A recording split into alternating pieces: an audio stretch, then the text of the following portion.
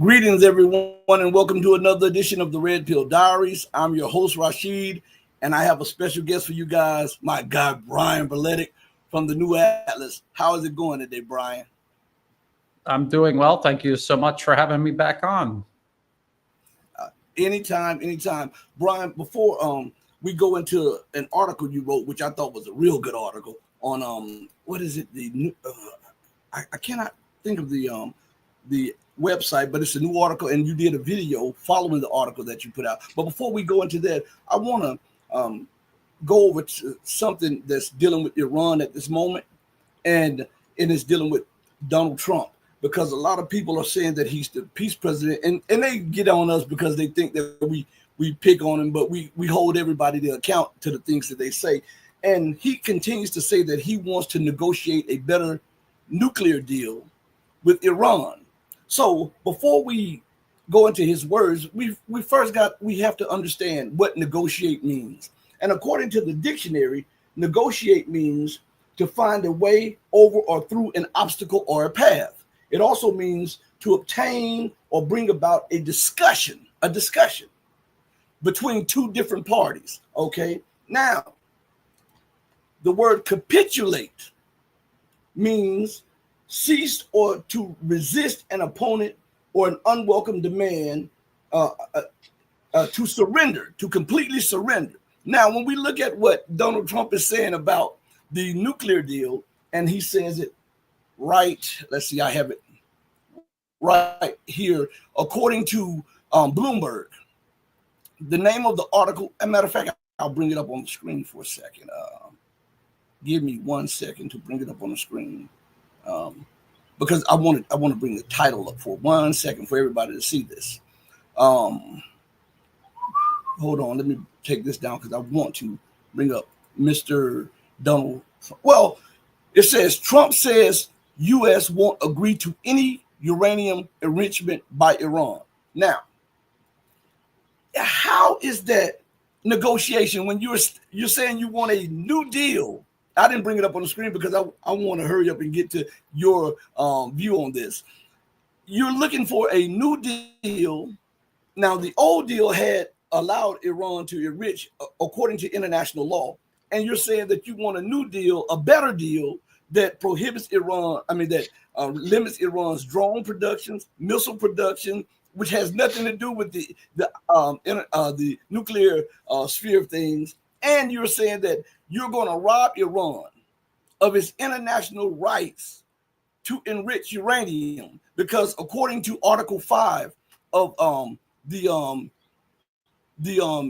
Nuclear Non-Proliferation Treaty, it states, and I must add, I'll bring this up on the screen for people to read real quick. It says that all signatures, indeed, all states have excuse me, this thing is messing up. Hold on 1 second. All right, here we are. It says, yes, Article 5 of the Nuclear Non-Proliferation Treaty does indeed state that all signature nations have the inalienable right to develop nuclear technology for peaceful applications. This right is explicitly recognized in the treaty, particularly in the context of research, production, and the use of nuclear energy for peaceful purposes. Now, Brian, with that stated, what Trump is demanding is that Iran gives up the right that all other nations have, including the United States, who has thousands of nuclear weapons. And he's saying that this is a negotiation.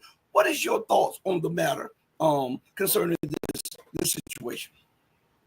I think people should just stop and ask themselves first, who picked the United States to be judge, jury, and executioner regarding the enforcement of any of these treaties?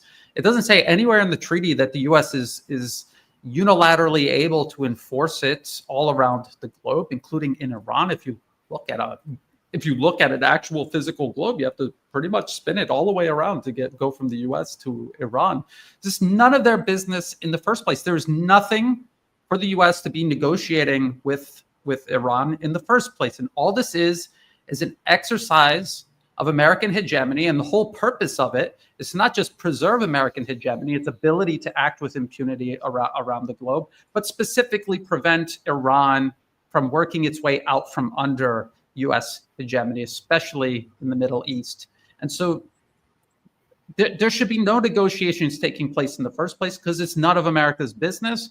Iran is going along with it because they realize realistically the United States is going to try to start a war with Iran, either directly or by proxy, and they need to try to play some sort of diplomatic game to make it look like they were trying to be the reasonable ones. On the other hand, that is exactly why the U.S. is pretending to negotiate with Iran. They want to appear to be the reasonable ones. They also want to give themselves the option of allowing Israel to carry out a U.S.-enabled, directed, almost certainly planned U.S. attack through Israel on Iran, but say, we had nothing to do with that. We were negotiating with Iran. And Israel did this unilaterally, all on their own. We had nothing to do with it. This is what they say in their policy papers. There are no policy papers, past or present, that talk about genuine negotiations between the U.S. and Iran to seek peace. The goal has always been to subjugate Iran, to implement regime change, and using this claim that they're developing nuclear weapons and developing them for the wrong reasons, this is the pretext they want to use to justify the otherwise indefensible encroachment and aggression against Iran.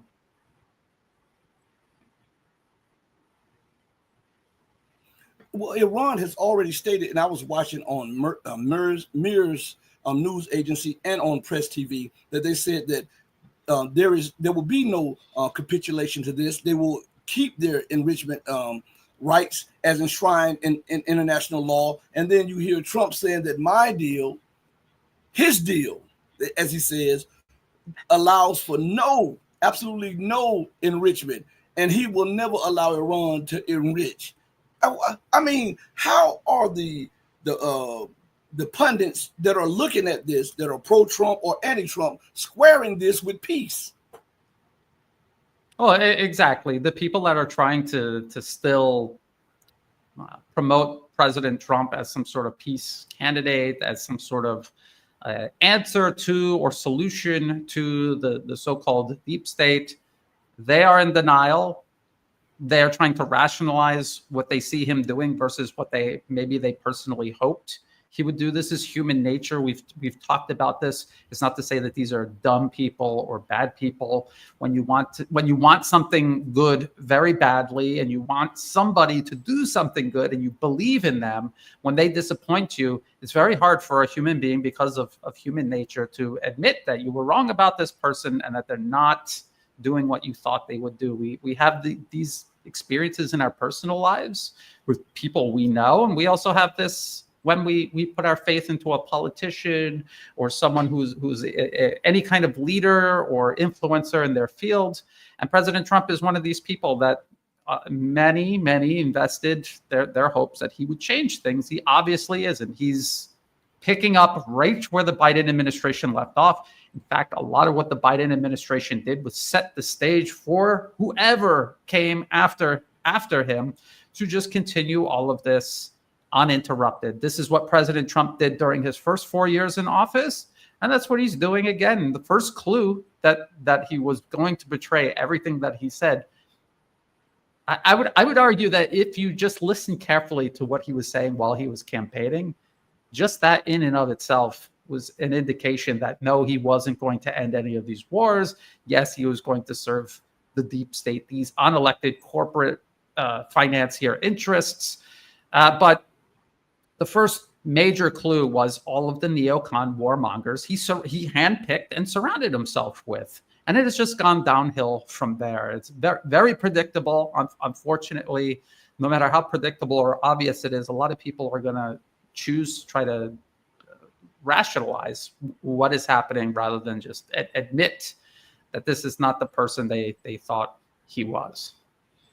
You know, and I was thinking about a little editorial I read yesterday when they were saying that the U.S. has now removed 500 troops out of Syria. And, you know, I was thinking, okay, and the editorial failed to mention that this comes after they got their man in the office through terrorism and through genocide and taking over the whole state of Syria. He being someone who has stated that he wants relations with Israel while he's chopping off heads of Christians and Muslims and Jews in Syria. I mean, why are they cherry picking and not looking at the entirety of this? Especially with the Americans move. Okay. Brian? The connection is kind of spotty, but I think I got most of your question regarding Syria. It's very. Man, let's see. Are we having a problem? It's the situation in Syria again was very predictable. I have been covering the conflict in Syria since 2011 when it began. I tried to warn people that the Arab Spring was not some sort of spontaneous uprising. It was Brian, meticulously planned. Yes, can you hear me? I think there's Brian, there's something because you. Are you there? Yes. Hold on a second. Maybe people in the chat can tell us who they can hear or not hear and the nature of our connection. They're playing games. I have extra. They don't want the news. Yeah, but finish your thought. Hopefully, they won't continue to block us. But go ahead, Brian. So the situation in Syria began in 2011, but actually even before that, there were people warning about what the U.S. was planning. I always reference Seymour Hersh's 2007 article titled "The Redirection" in the New Yorker, and he laid out basically the U.S. under then U.S. President George Bush Jr. They were preparing extremists, Al Qaeda and their political wing, the Muslim Brotherhood. A lot of people don't know that the Muslim Brotherhood is used by the West to perpetuate their foreign policy across the Arab world, but they do. And this was warned about all the way back in 2007. Everything Seymour Hersh wrote in his article in 2007 was carried out and then came to fruition in 2011. They had the so-called Arab Spring, which was all set up by the National Endowment for Democracy and all of its affiliates and adjacent organizations. They created regional instability, and then they used that as a kind of a cover smokescreen to then mobilize these extremists that they had been preparing for years since the Bush administration, bring them out, fight with these governments, cause violence, and then create a pretext for the United States to get involved directly. They did it in Libya. We remember in 2011, that was a US-led NATO operation to overthrow the government of Libya. And then they pivoted towards Syria and attempted to do the same thing. And then eventually 2024, many years later, they succeeded in overthrowing the Syrian government. And all along, they had been they planned from the beginning, before it even began, to use Al Qaeda, the Muslim Brotherhood. Of course, ISIS is just an outcropping of all of these groups. They always planned to use them. And once they overthrew the government of Syria, of course, now that they've got their extremists into power, there's no reason for the U.S. to be there. They have politically captured and destroyed Syria. So why do they need U.S. troops there? The U.S. troops staying in Syria are only going to be a potential target in any sort of conflict between the U.S. and Iran. So they're going to put those troops somewhere else where they could be better used for the next step, which is to further isolate, contain, and eventually overthrow Iran itself. Okay.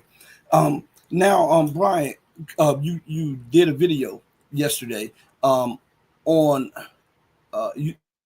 article you wrote. Could you tell the people about the article and elaborate a little bit on it for everybody who may not have known about the article that you put up? This is the one about the Golden Dome, if I'm not mistaken, because I write a lot of articles, and I'm pretty sure the Golden Dome was like the last video I put out.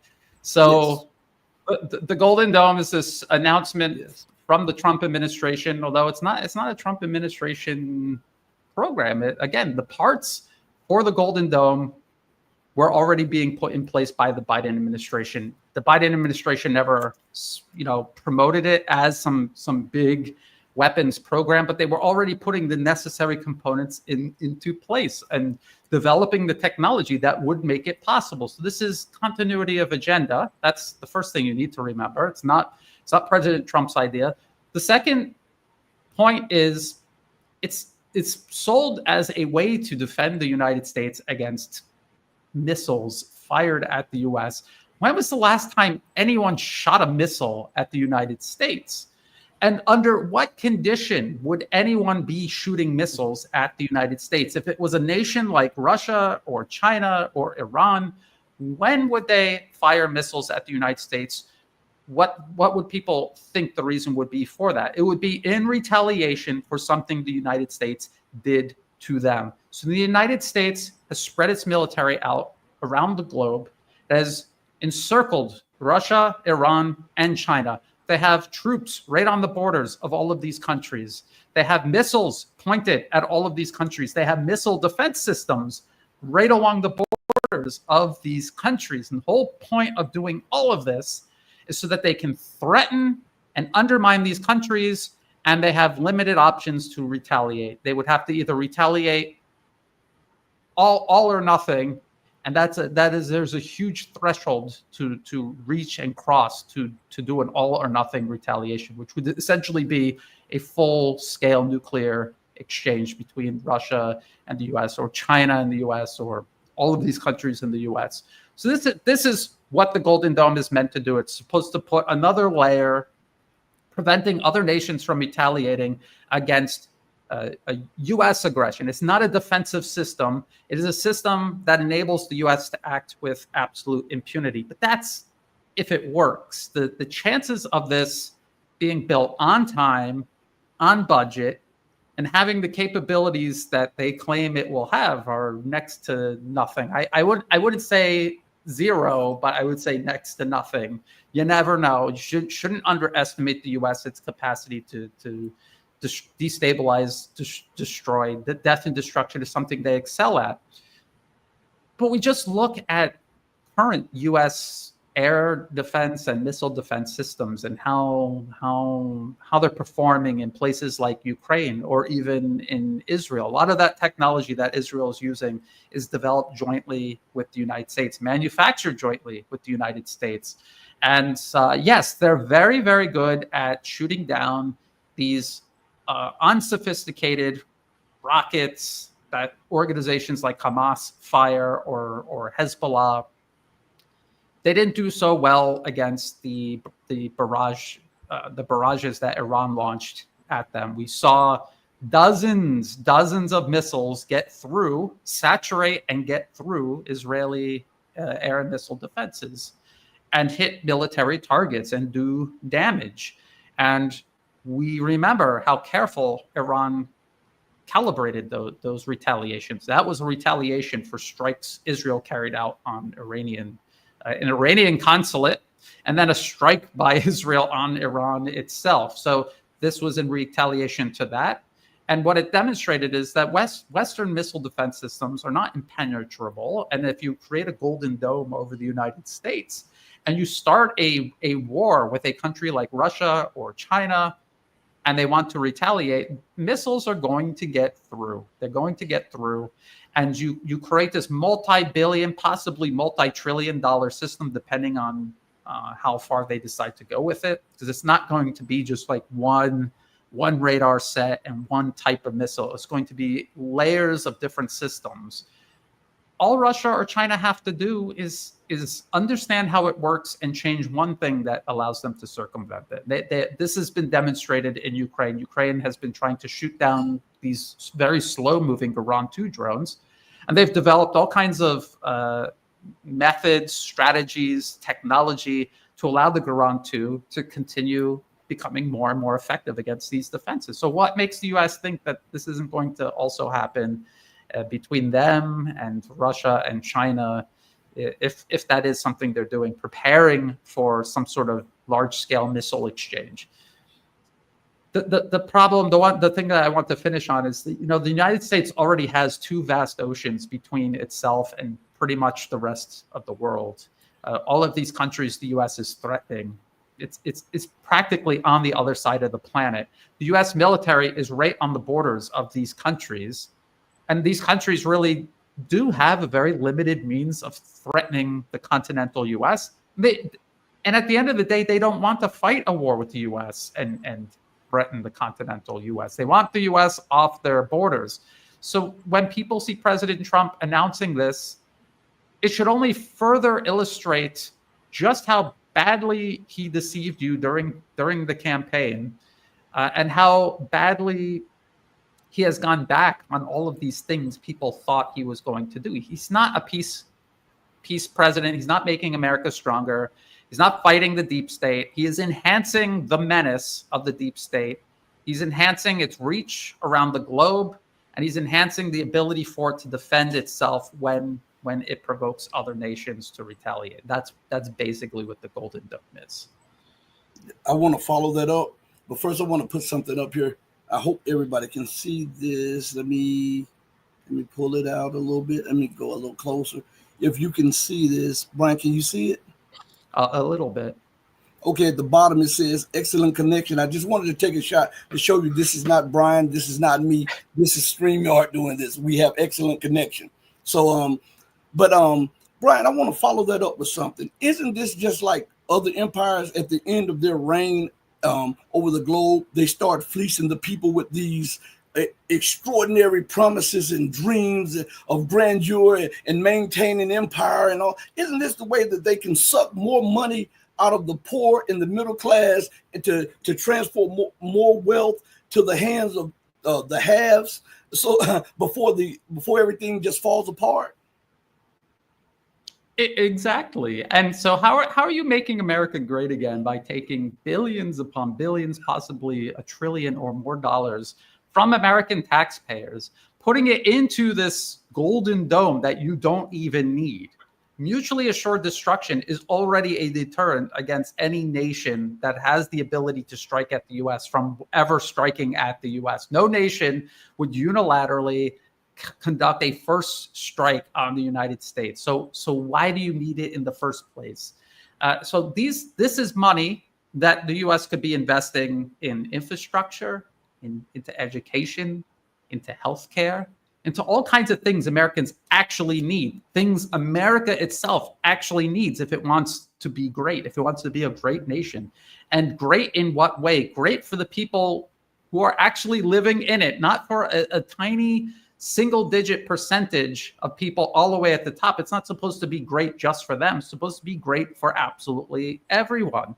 And so you're absolutely right. It is just a transfer of wealth from American taxpayers to this handful of corporations that are already making hundreds of billions constantly because of endless war. Endless war, a lot of Americans voted President Trump into office to end. Endless war, President Trump is only expanding again, just like he did during his first 4 years.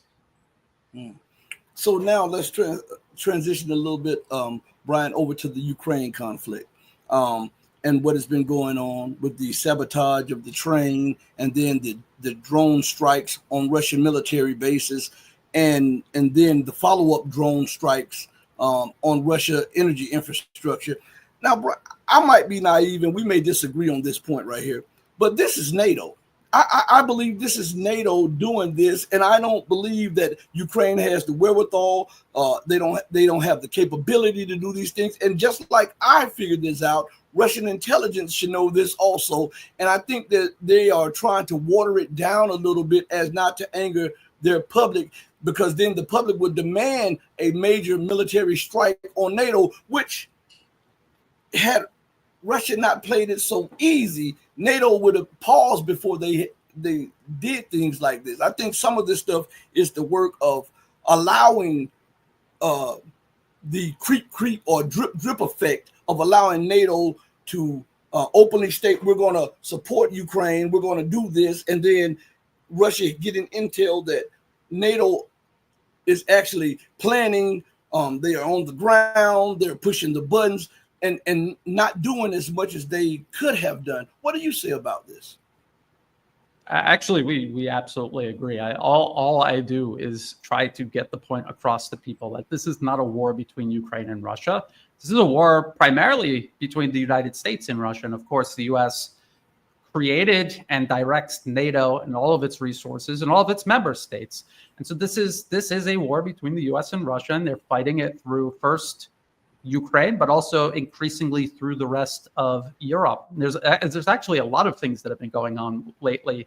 Before any of this, there are attempts by NATO, well, Europe, but obviously NATO, to interdict Russian ships or ships carrying Russian hydrocarbons. This is, depending on how successful they are with this will only, just like you say, this will embolden them to expand it. First, interdict all Russian hydrocarbon energy shipping, and then they already are preparing to do this to China and all of its maritime shipping around the world. Then they'll start incrementally creating conflicts to justify doing it to China, and they're going to destroy the entire global economy in the process. And their plan is to come out the other side amongst the ashes. They feel like they'll be in the best position to rebuild and reassert control over whatever is left. And the drone strikes into Russia, this infiltration was an 18-month operation. It cannot be done again and again and again. This is why Ukraine showed all of the details of how it was done, because there's no way they're going to be able to do it again in this manner, at least.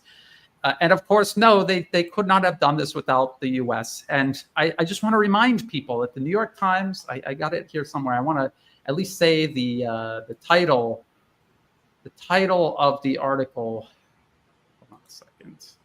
Now I'm having problems bringing stuff up onto the screen. Nope, not that one. Is it? The Spy War, how the CIA secretly helps Ukraine fight Putin. You just Google that and read that article. It was from 2024, so last year, and it explained how not during the special military operation, but all the way back in 2014 when the US violently overthrew the actual government of Ukraine, installed the client regime into power. They also seized control of Ukraine's military and all of its intelligence agencies. And then they began reorganizing them, rebuilding them, training them, and also directing them. The CIA has a network of bases spanning all of Ukraine, including up to and all along the border with Russia. The New York Times admits this in their article. And so nothing Ukraine does through its intelligence agencies is done without the U.S. knowing about it, and also not without the U.S. being involved, because these intelligence agencies are now an extension of the U.S. CIA and adjacent organizations and agencies. So obviously the U.S. was involved. They knew about it. They obviously used their intelligence, surveillance, and reconnaissance to produce the intelligence required to carry this out, to target these aircraft, to prepare whatever method they used to guide these drones to the aircraft. I haven't heard anything definitive, but there's different methods you could use, including AI, and you would train. There's AI, and there's even older methods of using satellite imagery for a guided weapon to follow, using the photo to then follow the terrain to a target. So this is almost certainly what they did. It would be impossible without the U.S. helping them do that and being directly involved in preparing for it. Mm-hmm. There's conflicting numbers regarding how many bombers were actually destroyed. They were targeting Russia's strategic bombers. There's three different types. Ukraine says they destroyed like 40 or something. But then other sources in Ukraine admit it's probably more like 13. U.S. officials told the New York Times that it was probably 6 Tupolev Tu-95s and maybe 1 A-50. That's an airborne early warning and control, the plane with the big dish on the back. And the New York Times themselves only can confirm 4 Tupolev Tu-95 strategic bombers. So 18 months, they probably wanted to decapitate Russia's strategic bomber fleet, but they only managed to destroy a handful of planes.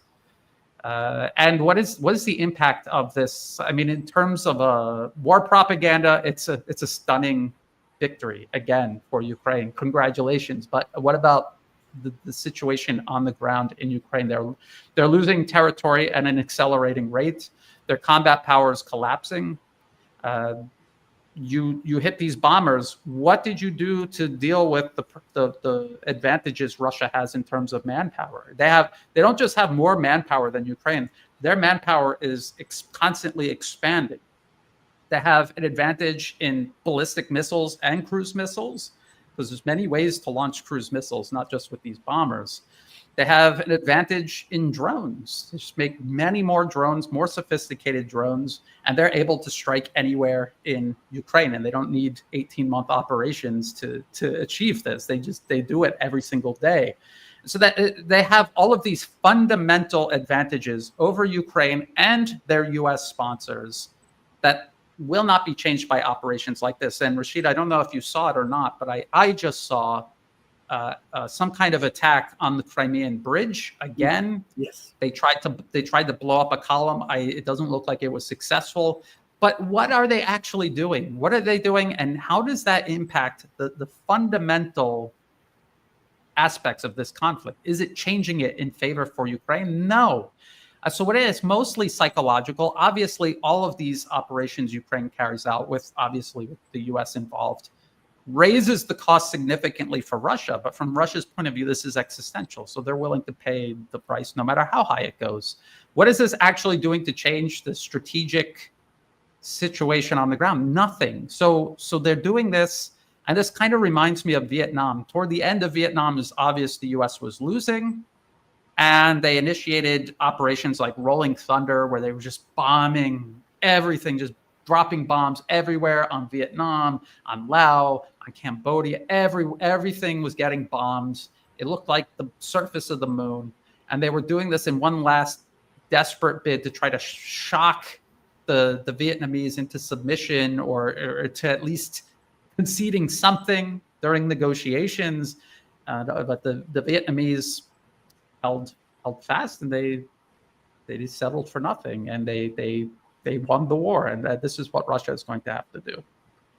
I think some of the stuff that is going on is the West lashing out because they could not impose their will on Russia, and they see the whole world watching them lose, not just the U.S., not just France, but the entirety of the NATO North Atlantic Terrorist Organization losing in Ukraine against Russia. And I think that this is unacceptable for them. So what does a bully do? A bully lashes out. It always almost reminds you of the guy at the playground. He's losing everything he's doing. He's losing on the basketball court. There are other guys out there with basketballs sitting, waiting their turn, but he gets mad and think that he's the only one with the basketball. So he takes his basketball and leaves because he's losing. And I think that's an apt a description of what we see now. First of all, none of these attacks are in the capacity of Ukraine's military or intelligence services at this time. They rely on intelligence from the U.S. and from the West. They're from everything from satellites to everything. So if we reverse the situation and Iran were to provide a strategic depth to Yemen that strikes a U.S. carrier, the U.S. would declare, as Trump said, he would declare war on Iran. If any nation strikes a NATO nation indirectly by giving the so-called occupied nation weapons to fight back, then they deem that as a threat against them. Why is it that Russia is so willing to allow them? Because remember, this is strategic. Last year, they struck the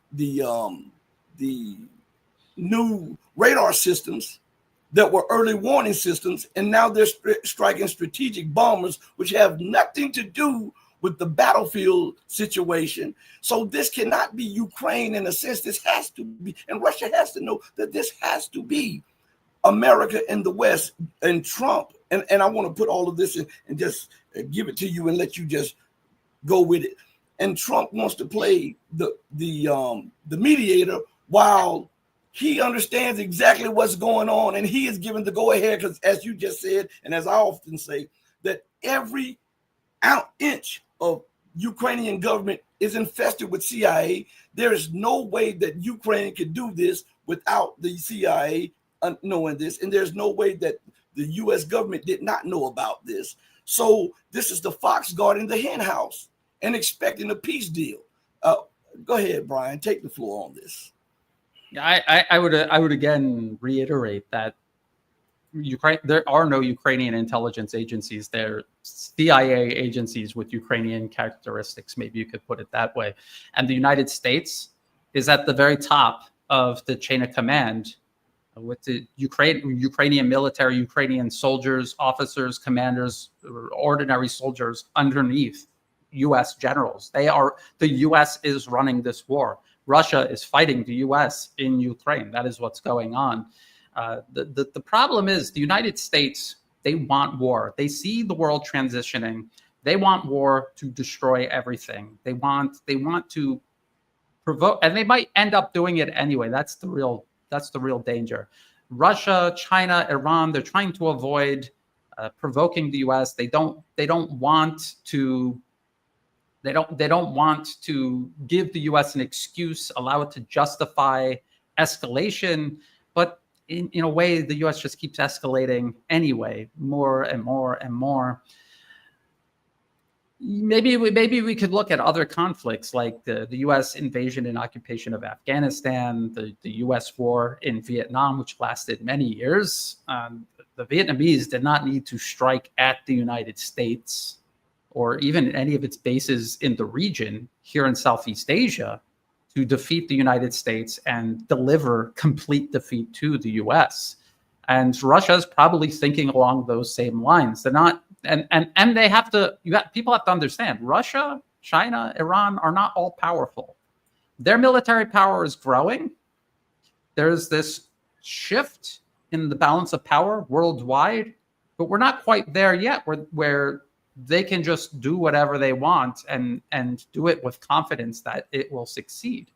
We already watched Russia commit itself to Ukraine while also trying to defend the government in Syria and keep Syria stable. And we saw how the conflict in Ukraine overextended them. They had to make a decision. They're looking at the entire world as one chessboard, not as different chessboards and different chess games. It's one big chessboard, and they had to make a sacrifice in Syria to focus on their priority, which was in Ukraine. And this is how they're making their decisions almost certainly.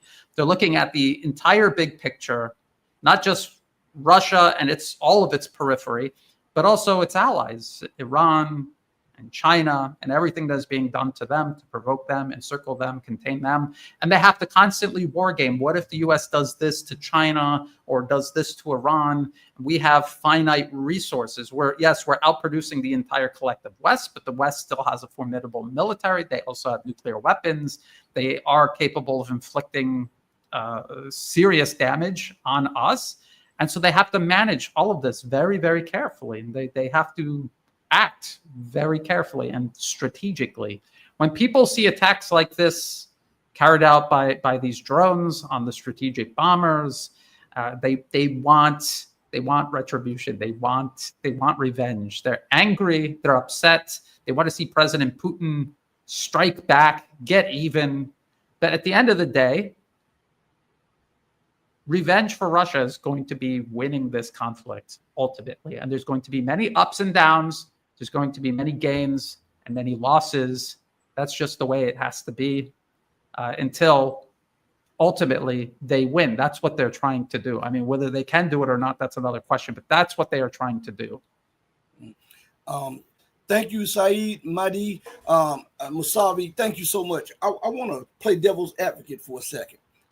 So we see that the United States continues to flood Ukraine with weapons, plausible deniability. We're looking for peace. We see the Europeans pretending like they are breaking up with the United States, and yet they're doubling down on U.S. strategy and policy in and Ukraine, and against China, and against Russia.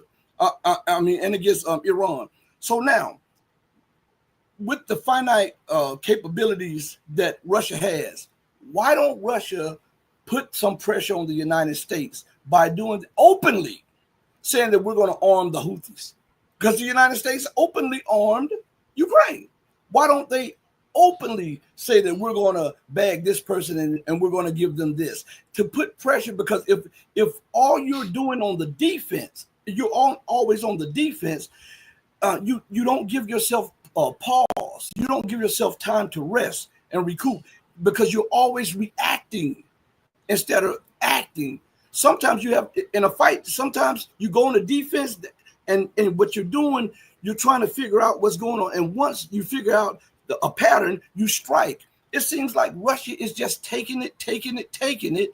And it seems like sometimes because the empire has finite resources now, even though she has more resources than Russia at the moment and the other nations. Remember that she's saddled with $37 trillion in debt.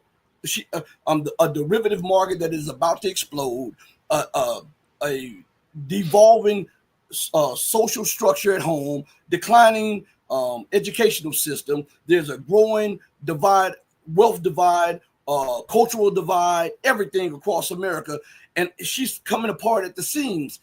Wouldn't it be to Russia and China's benefit to pull some of the strings and help pull apart some of those seams by putting pressure on the United States at a low cost by arming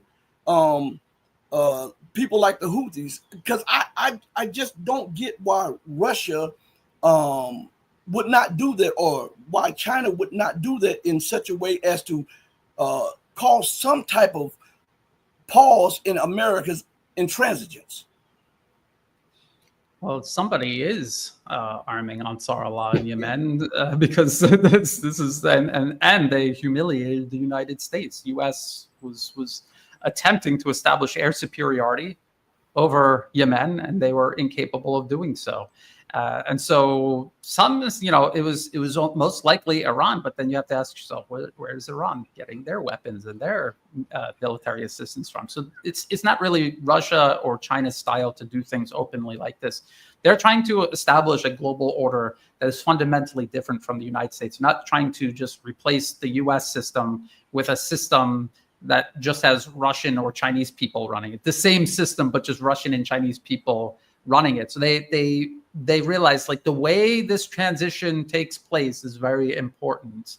And if they do to the US what the US is doing to everyone else, everyone in between is going to say, that how are they any different?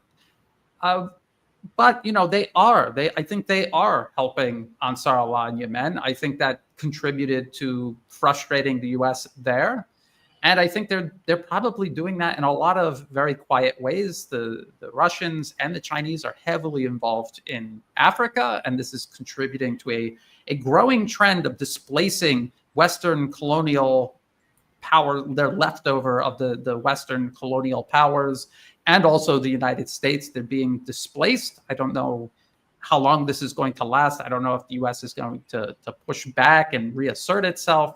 But they are doing things. They're doing it very carefully, and they're also doing it with their limited resources. But people have to remember, Russia is fighting.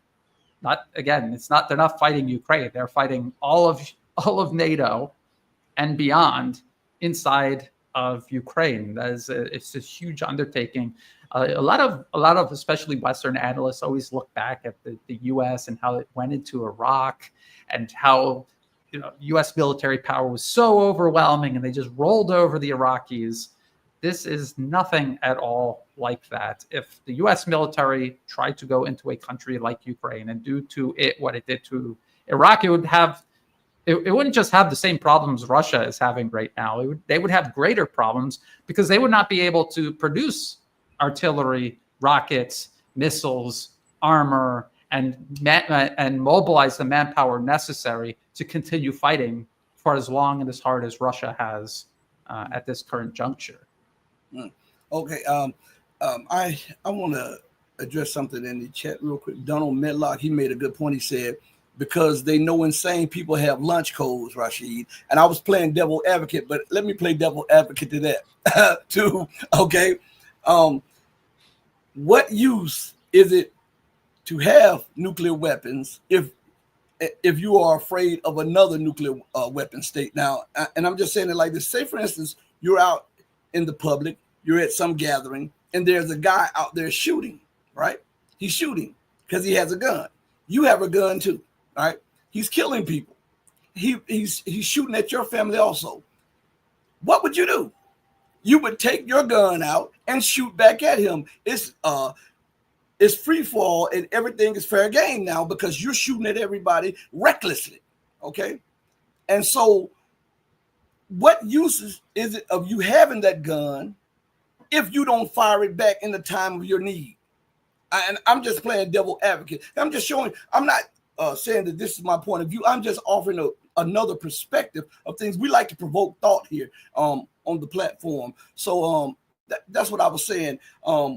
Sometimes you have to act crazy with crazy people because we have known this history best rewards those who research it. The United States does not understand the language of dialogue without threats, without sanctions, without color revolutions, without assassinations, without overthrow, and eventually military action.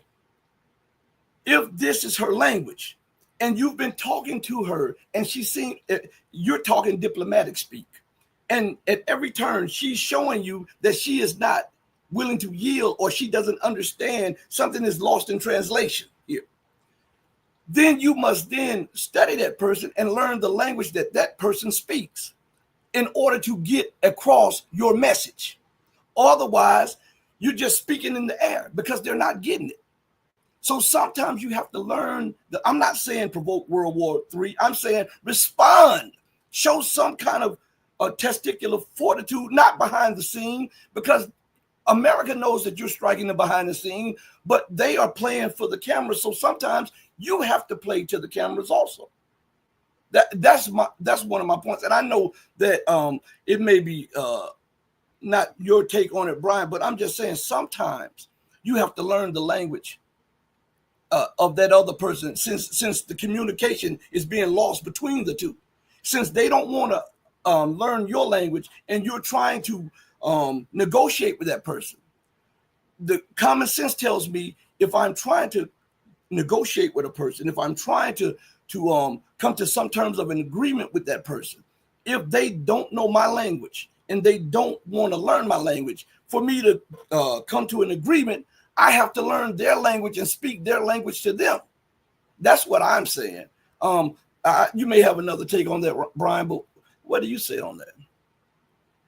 It's very complicated. I see merit in that thought process. You know, if the U.S. if there were things that Russia could do that would deter the United States, I think that they probably would do it. I think what they're worried about is that the U.S. will take anything that Russia does directly to the U.S. Fighting fire with fire. They will turn it around and they will use it to mobilize their respective populations. Right now, I don't really think that there's a big appetite for war in the United States or in Europe. I don't think that there's this huge appetite amongst ordinary people to go run off and fight Russia or even China for that matter. What the United States is trying to do specifically is to provoke something like a 9/11 that they can point to. And we lived through 9/11. We remember how out of people's own minds, and a lot of them, I just said this earlier today, they never came back to reality. They left reality on 9/11 and they never came back. And they're still out there. They still think there's this war, clash of civilizations between Christianity and Muslims, and they're being invaded by the Muslims. And imagine what the U.S. would do regarding Russia or China if they had the same opportunity. So there's another analogy that there's a ruthless, violent person, and he's going around the neighborhood and he's bullying everybody. Everybody, when they're face to face with this maniac, they just do whatever he says. But quietly, they're all organizing until one day they do something that just deals with this person once and for all, deals with them and gets rid of them. It's like gangs in Singapore. People don't realize that Singapore is so well developed now, but right in the early days, there were violent gangs, there were race riots, there were all kinds of problems. And the government didn't solve this problem by just machine gunning everybody that was causing problems. They did it in a very complex, patient way. They, whichever, they obviously had to put a lot of people in jail. They probably did have to shoot some people, but a lot of these other people, they tried to train them, give them something else to do with their time and their energy, and eventually they turned the whole country around to what it is today. And I think that's kind of what the multipolar world is doing. It realizes the U.S. is an obvious, imminent threat to peace and stability worldwide, to the human civilization in general. It is a threat, and they're trying to think of a way to make this transition as peacefully and as easy as possible. Instead of fighting tooth and nail, having some kind of third world war, they want to try to make the transition as smooth as possible. I think that's what they're doing. They're constantly giving the U.S. exit ramps, whether they're going to take them or not. China, there's so many things China probably could do, but they just don't want. They want to make the transition as smooth as possible. So I think there's a lot to that. And I think maybe they feel time is on their side. And I think if we do see Russia doing something extremely overtly violent and provocative, is probably a bad sign, actually. It's probably because they realize time may not be on them. That's why the U.S. is lashing out at Russia, at Iran, at China, because time is up for them, and they realize it, and their window of opportunity is closing. So they're becoming more desperate. As they become more desperate, they become more dangerous. And what the multipolar world is trying to do is just keep it contained, let it run its course, while they continuously build up the multipolar world. I think that's probably what's going on. And if they can, they'll try to avoid any sort of large-scale conflict directly with the U.S. or Europe, if they can. Oh, and when I was saying that, I wasn't just stating that a military situation. I'm saying that Russia could do something like go to China and say, you know what, we're going to make an announcement of something. We will no longer sell our oil and gas in euros or dollars, period. If you want to buy our oil and gas, buy it in rubles or yuan. This is what I'm saying, a major transition. And this would cause market upheaval, and it would hit the United States, because it will start causing the United States to say, hold on, nations are pulling out. Russia is a huge supplier of oil and gas. This right here would hit the economy of the United States and Europe, who has little to no natural resources. And that's what I'm saying. You don't have to hit them missile for missile. You can do it asymmetrical, where it can cut deep into them. Instead of just striking back on the battlefield in Ukraine, strike back on the battlefield of economics. Because we see that Europe economy is in a tailspin downward, and we see that the United States is barely holding on economically. So put pressure on them, and when you put economic pressure on them, they're going to have to make some serious economic choices. Or do we continue to try to, just like they're making choices now? Do we continue to push this war like we've been pushing it, or do we now transition and move some of our most valuable assets to try to prevent China from becoming the global superpower over us? So if you strike them asymmetrically, you can make them think about choices. Do we continue with this escalation, because it has hellified ramifications for us economically? And if it does, then we won't be able to pivot to Asia because of the outflow of people using the dollar. And that's what I was saying. It doesn't have to be a military to military exchange. It could be something that cuts even deeper. I think that actually, when you think about it, they are doing things like that. I think there's still a lot of limits on what can be done. I think obviously we would like to see all of this happen faster, but I think when you think back to 2014, and then taking Crimea, I mean, that was a major move by Russia, retaking Crimea, reintegrating it into the rest of Russia. And then the special military operation was also an extremely drastic move. And I think they did it only when they felt they were ready to do it. And I think they're going to continue to do things like that as we move on here. I think a lot of it has to do with the limits to not just Russian and Chinese power militarily, economically, in terms of monetary policy, but also their relationship with the rest of the world. They are moving in that direction, but it's just going to take time to do certain things that I think ultimately, yes, they're going to create a world where the U.S. simply is incapable of threatening them anymore. I think that's their ultimate goal. Mm-hmm. So, what do you think is going on right now on the battlefield? Give me your explanation of what is actually transpiring on the battlefield right now, which is causing the U.S. and NATO to escalate in the way that they're escalating right now. Ukraine's fighting capacity is collapsing, and they're losing territory at an accelerated rate. I'm using all Western sources. I'm looking at the claims that Ukraine has serious manpower problems. Russia has a manpower surplus. They're making these advances on the battlefield. And we have to remember that Russia is fighting a war of attrition. They're not necessarily trying to take territory. They're putting pressure all along the line of contact, and where Ukrainian forces crumble, they then take that territory. They move forward. So they're not trying to break through Ukrainian lines. They're trying to wear Ukrainian lines down. And the overall effect this is happening, and it's something that's going to continuously compound. When you create a manpower crisis for Ukraine, it's not just the physical number of troops they have on the battlefield. It also comes down to rotating troops, giving them rest. It also comes down to the amount of time you have to train them before you have to send them to the battlefield.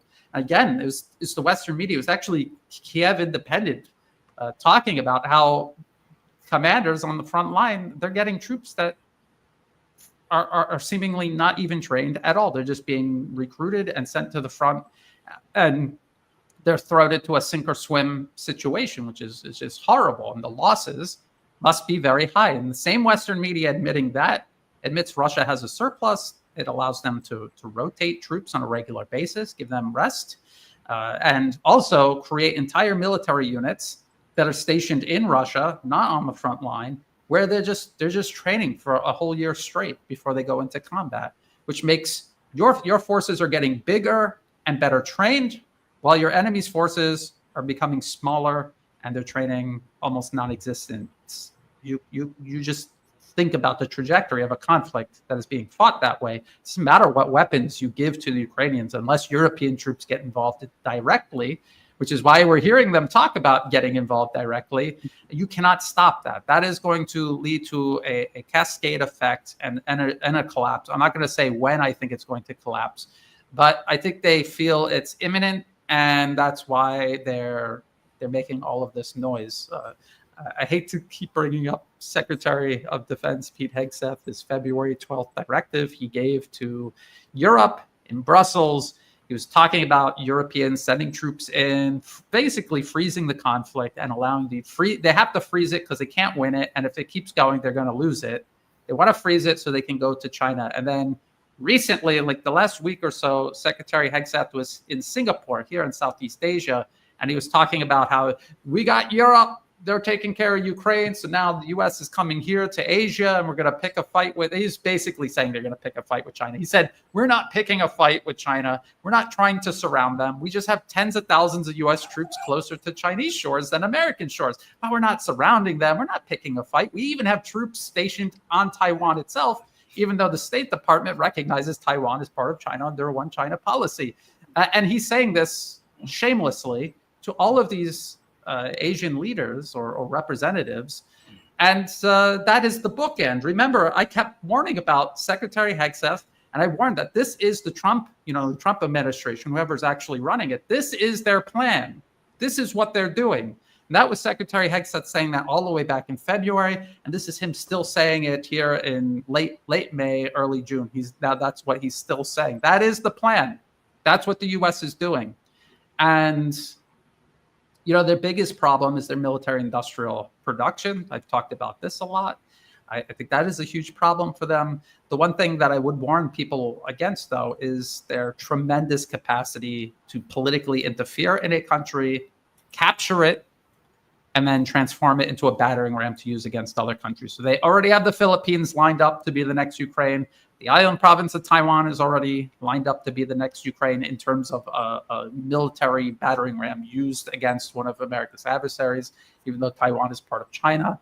And they're looking for others who might be interested in getting online for the wood chipper of proxy war here in Asia, just like they've got Ukraine, the Baltic states, and the rest of Europe getting online to fight with Russia. So this is how things are going to proceed, and we can only hope and do our best to contribute to the continued rise of multipolarism, to ride this out, to make it as smooth as possible, maintain stability as best as possible, and let this run its course and allow multipolarism and a balance of power worldwide to prevail. It reminds me of a snake, like a constrictor or something, or a poisonous snake. It doesn't matter. It just wraps around you and squeezes, right?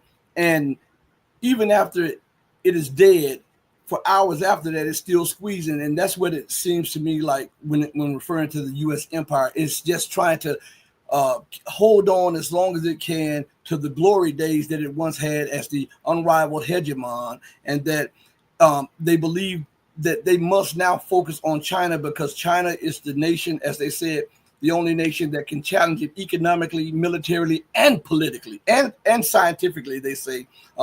And to me, this is suicidal for the empire.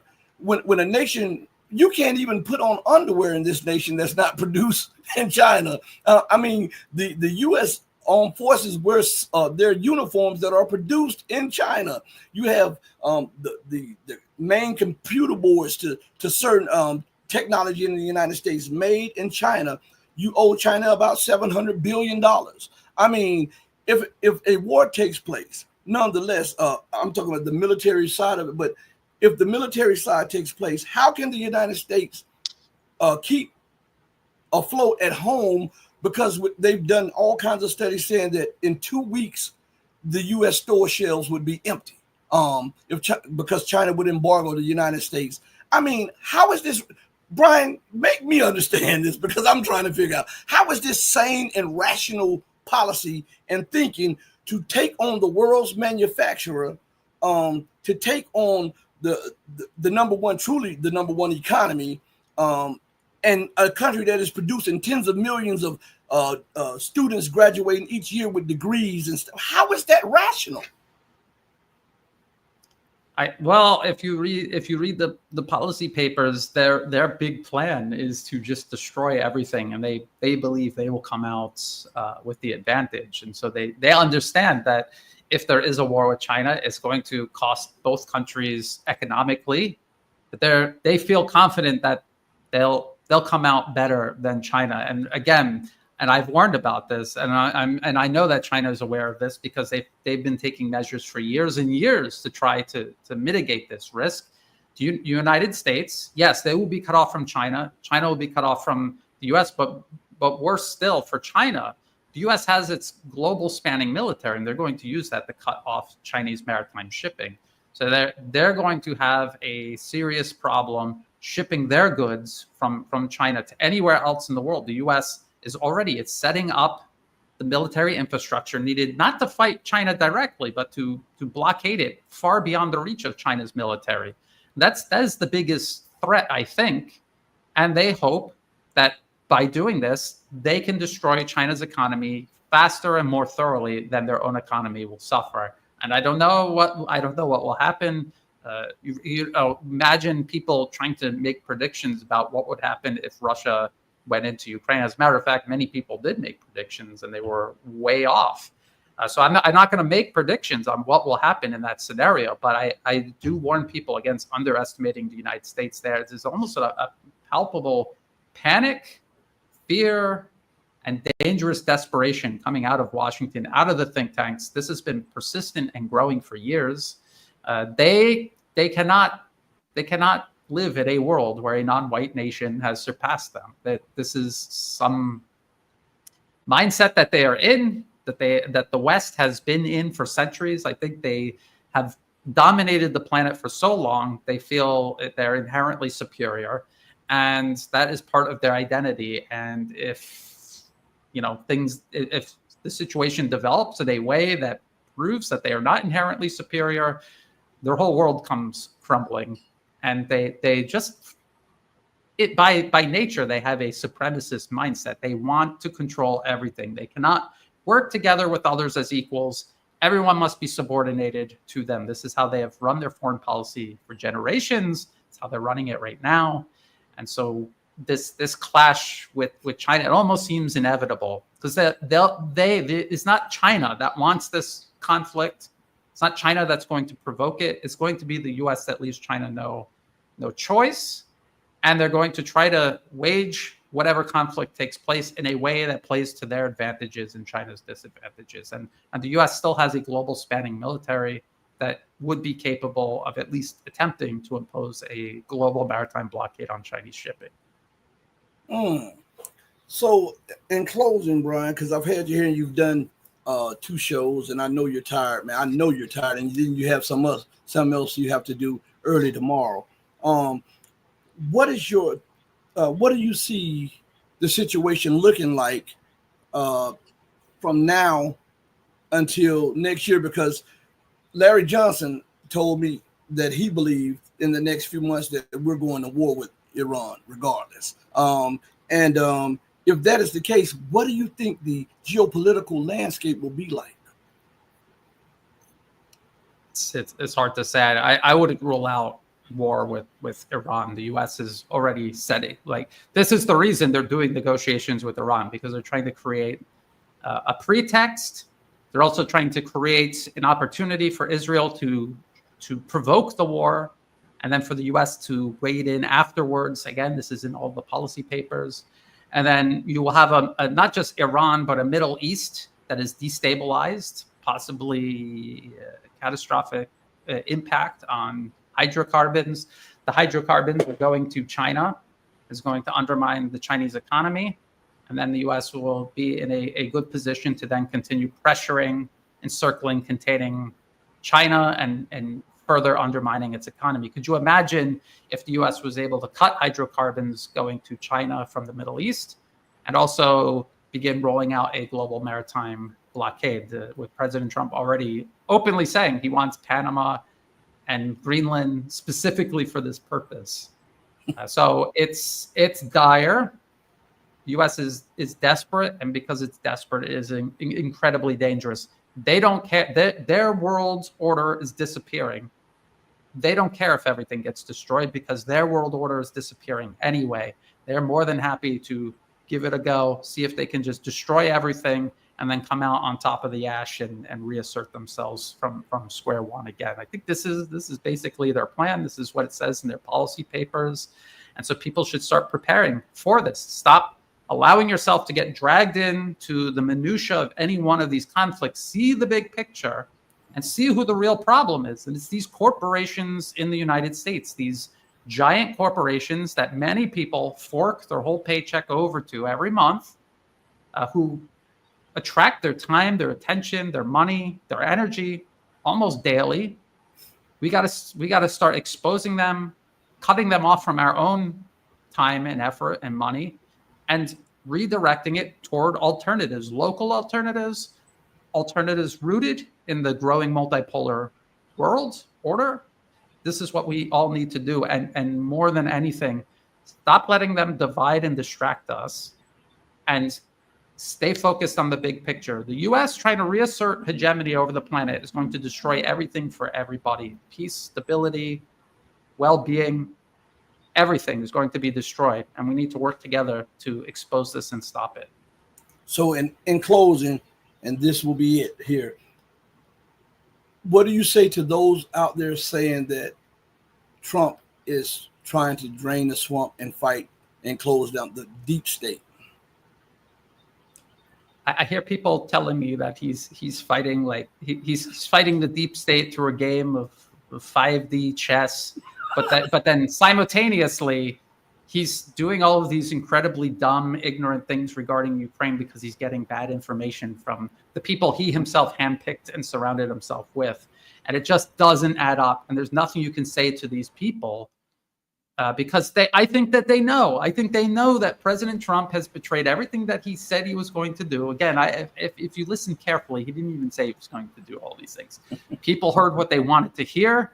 And now it's very obvious to them President Trump is not delivering.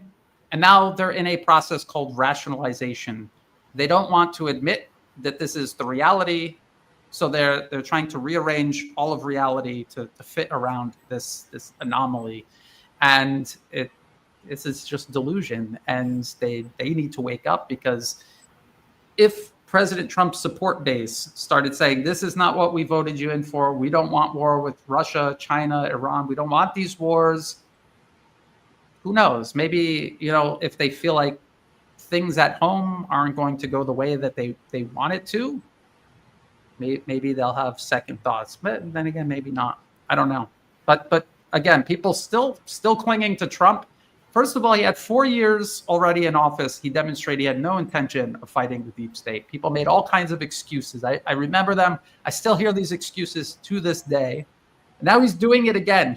He handpicked swamp monsters to be in his administration. He has a George Soros fund manager. He's got Marco Rubio, one of the biggest neocons alive, warmongering neocons alive.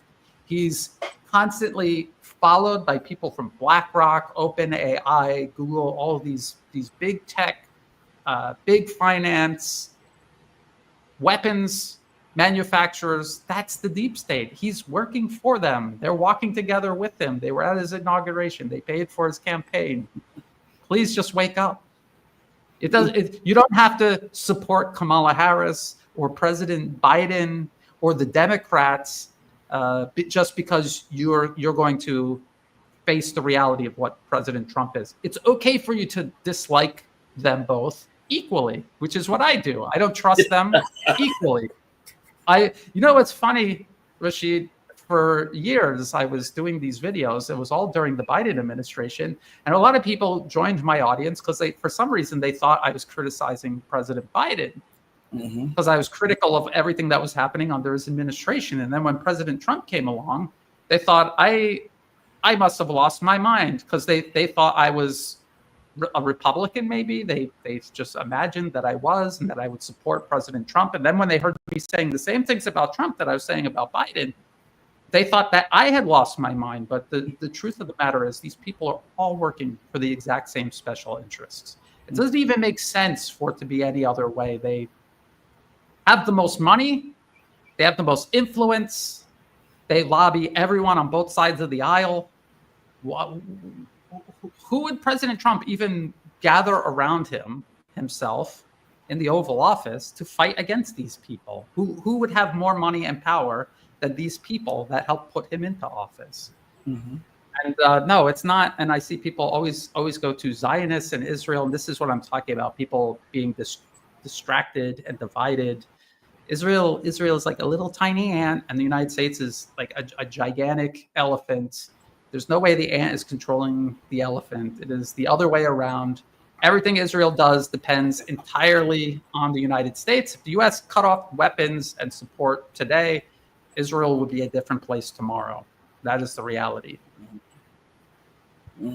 Thank you, Brian. And I have the same view of things when it comes to, and I was getting a lot of the flack too. At first, I was criticized. And I was getting a lot of praise when I was criticizing Obama and all of this stuff.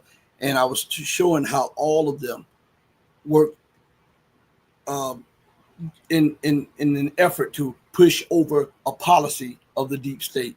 And now they say I'm anti-Trump, but but it is what it is. We're going to take our hits and we're going to keep pushing and keep teaching the truth. Brian, thank you again for knocking it out the park and coming on my show again. I want to just say I really, really appreciate it, man. Thank you so much for having me, and thank you everybody that tuned in and listened. And everybody, I want you to think, please, even if you don't enjoy the show, please, we try to provoke thought. We allow different opinions so long as they're respectable. It's okay to disagree as long as we're agreeable to disagree. That's what adults do. So I want to take the time out to ask you all to hit the like button, to subscribe, and to check out the other platforms on Rumble, Odyssey, and BitChute. Also, do right by others, not because there's some financial or gain or some accolade behind it, but do right by others because it's the humane and the godly thing to do. Because even when no one else is watching you, God Almighty is watching you. I want to say this to each and every one of you who loves truth. Know that I love you, but know that the love that I have for you will always pale in comparison to the love that God has for you. Until we next speak again, stay strong, stay true, but above all things, remember to stay righteous. Hey, mama, your baby boy loves you more than life. Deuces, everybody. Thank you so much. We're out of here. Peace.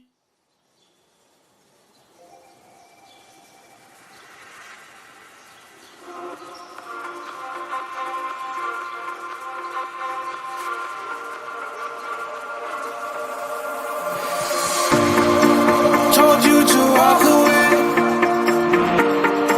That was my first and last mistake. I'm blue without your face. But what can I do?